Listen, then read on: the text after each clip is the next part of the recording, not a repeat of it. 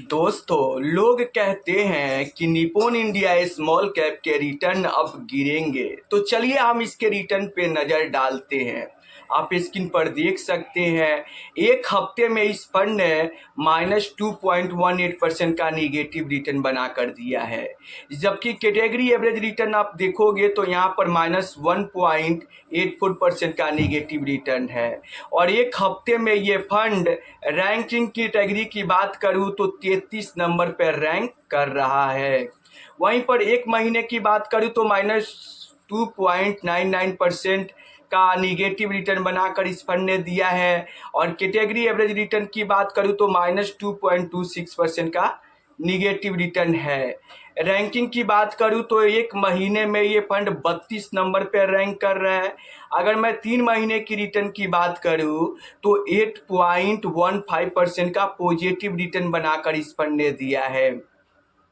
जबकि category average return की बात करूं तो यहां पर 10% का रिटर्न देखने को मिल रहा है। रैंकिंग की बात करूं तो 3 महीने में 27 नंबर पर यह फंड रैंक कर रहा है। 6 महीने की रिटर्न की बात करूं तो 3.23% का रिटर्न बनाकर इस फंड ने दिया है। और कैटेगरी एवरेज रिटर्न की बात करूं तो आप देख सकते हैं 3.44% का यहाँ पर रिटर्न देखने को मिल रहा है।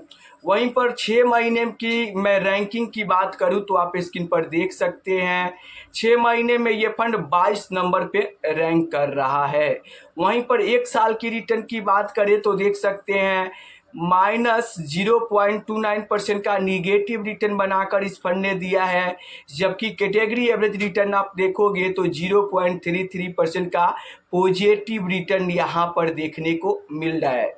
अगर मैं एक साल में रैंकिंग की बात करूं तो 24 नंबर पर यह फंड रैंक कर रहा है। तो अब तक तो आप देख सकते हो कि एक हफ्ते में, एक महीने में, 3 महीने में, 6 महीने में, यहाँ तक कि एक साल में भी ये फंड अपने कैटेगरी एवरेज रिटर्न से कम रिटर्न बनाकर दे रहा है और लगातार अपने कैटेगरी एवरेज रिटर्न से पिछड़ रहा है। चलिए हम 2 साल के रिटर्न पे नज़र डालते हैं तो आप स्क्रीन पर देख सकते हैं इस फंड ने 2.39% का रिटर्न दिया है। जबकि यहाँ पर कैटेगरी एवरेज रिटर्न देखोगे तो 2.63% का रिटर्न है। रैंकिंग की बात करूँ तो 2 साल में 19 नंबर पे रैंक कर रहा है और 2 साल में भी ये फंड अपने कैटेगरी एवरेज रिटर्न से कम रिटर्न बनाकर दिया है। 3 साल की रिटर्न की बात करें तो इस फंड ने 18% का जबरदस्त रिटर्न दिया है। कैटेगरी एवरेज रिटर्न की बात करूं तो लगभग 16% का रिटर्न है। 3 साल में रैंकिंग की बात करूं तो 12 नंबर पर यह फंड रैंक कर रहा है। 5 साल की रिटर्न की बात करूं तो इस फंड में लगभग 20% का रिटर्न है और कैटेगरी एवरेज रिटर्न आप देख सकते हो लगभग 16.5% का है। और 5 साल में रैंकिंग की बात करूं तो सिर्फ 5 नंबर पे रैंक कर रहा है। तो आप देख सकते हो 3 साल 5 साल में अपने कैटेगरी एवरेज रिटर्न को पछाड़ रहा है रिटर्न के मामले में। यहाँ पर अगर मैं 7 साल की रिटर्न की बात करूँ तो इस फंड ने यहाँ पर लगभग 23.75% का रिटर्न दिया है। जबकि कैटेगरी एवरेज रिटर्न देखोगे तो 20.5% का रिटर्न है। रैंकिंग की बात करूं तो आप देख सकते हो 7 साल में ये फंड 4 नंबर पर रैंक कर रहा है और 10 साल की रिटर्न की बात करूं तो इस फंड ने 21.5% का जबरदस्त रिटर्न दिया है और कैटेगरी एवरेज रिटर्न की बात करूं तो सिर्फ 17% का रिटर्न है। 10 साल में रैंकिंग की बात करूं तो ये फंड 1 नंबर पर रैंक कर रहा है और आप इस डेटा में देख लिए कि 3 साल 5 साल 7 साल और 10 साल में ये फंड अपने कैटेगरी एवरेज रिटर्न को पछाड़ कर और 10 साल में 1 नंबर पर रैंक कर रहा है। और शुरुआती के 3 महीने 6 महीने 1 साल 2 साल में ये फंड अपने कैटेगरी एवरेज रिटर्न से पिछड़ते हुए दिख रहा है।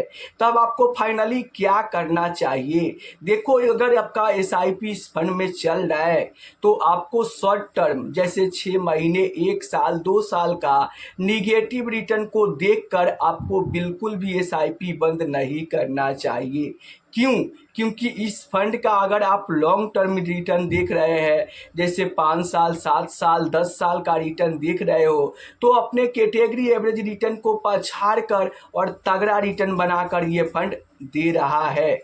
अब जो आपके मन में ये डाउट चल रहा है कि क्या Nippon India small cap fund के रिटर्न गिरेंगे, तो क्यों गिरेंगे? क्या कारण है कि रिटर्न गिरेंगे? कुछ ना कुछ तो कारण होना चाहिए ना।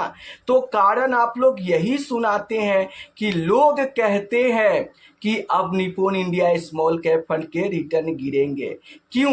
क्योंकि ये इस फंड का ईवीएम साइज बहुत बड़ा हो चुका है।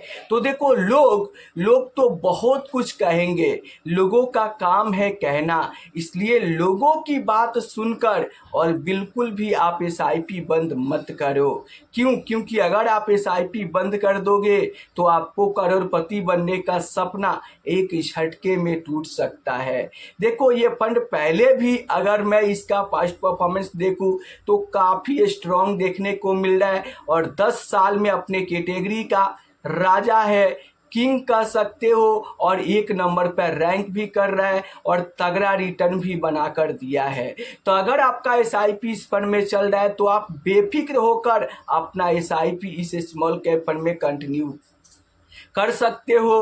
पहले ये फंड बेहतर रिटर्न बना कर दिया है, अब आगे ये फंड कैसा परफॉर्मेंस करेगा, कैसा रिटर्न बना कर देगा, ये किसी को पता नहीं है। इसलिए अगर आप लॉन्ग टर्म इन्वेस्टर हो तो आपको अपने एसआईपी को कंटिन्यू करना चाहिए, क्योंकि लोग तो बहुत कुछ कहेंगे, लोगों का काम है कहना, लेकिन अगर आप लोगों की बात सुनकर और बार बार अगर एसआईपी बंद कर दोगे, फंड बार बार चेंज करोगे, तो ना ही आप कंपाउंडिंग का फ़ायदा ले पाओगे और ना ही आप लंबे समय में भी यहाँ पर एक बड़ा फंड बना पाओगे। इसलिए मेरे दोस्तों, इस वीडियो के माध्यम से मैं आपको यही बताना चाहता हूँ कि चाहे कोई भी फंड हो, चाहे किसी भी फंड में आपका एसआईपी चल रहा है, आप तब तक कंटिन्यू करो जब तक आपका गोल पूरा नहीं हो जाता है। जी हाँ, मैं मानता हूँ कि हो सके चाहे कोई भी फंड हो, वो आपको हर साल बेहतर रिटर्न बनाकर नहीं देगा। क्यों? क्योंकि म्यूचुअल फंड कोई बैंक के एफडी नहीं है कि वो आपको हर साल तगड़ा रिटर्न देगा। किसी साल आपको 0 रिटर्न देगा, तो किसी साल निगेटिव रिटर्न देगा और किसी साल तो इतना तगड़ा रिटर्न दे देगा कि आपकी पोर्टफोलियो में 4 चांद लग जाएंगे। इसीलिए अगर आप लॉन्ग टर्म इन्वेस्टर हो तो आपको यहाँ पर अपने एसआईपी को कंटिन्यू करना चाहिए। आपको तब तक उस फंड में इन्वेस्टमेंट करना चाहिए जब तक आपका गोल पूरा ना हो जाए। देखो, कभी कभी क्या होता है कि 1 साल 2 साल तक लगातार रिटर्न नहीं बनते हैं, लेकिन तीसरे साल इतना तगड़ा रिटर्न बनता है कि पिछला दोनों साल का रिटर्न जोड़कर आपको मिल जाता है। तो याद रहे कि आपको हर साल बेहतर रिटर्न नहीं मिलेंगे, लेकिन लॉन्ग टर्म अगर आप स्मॉल कैप में कम से कम 10 साल तक इन्वेस्टेड रहते हो तो वो फंड आपको तगड़ा रिटर्न बनाकर देने का दम रखता है। वैसे रिटर्न की कोई गारंटी नहीं होता है, म्यूचुअल फंड जोखिम के अधीन होता है। तो जब भी आप इन्वेस्टमेंट करें तो खुद से रिसर्च करके या अपने एडवाइजर से सलाह लेकर ही आपको इन्वेस्टमेंट करना चाहिए। तो आपकी एसआईपी अभी कितनी की चल रही है, नीचे कमेंट बॉक्स में ज़रूर बताना।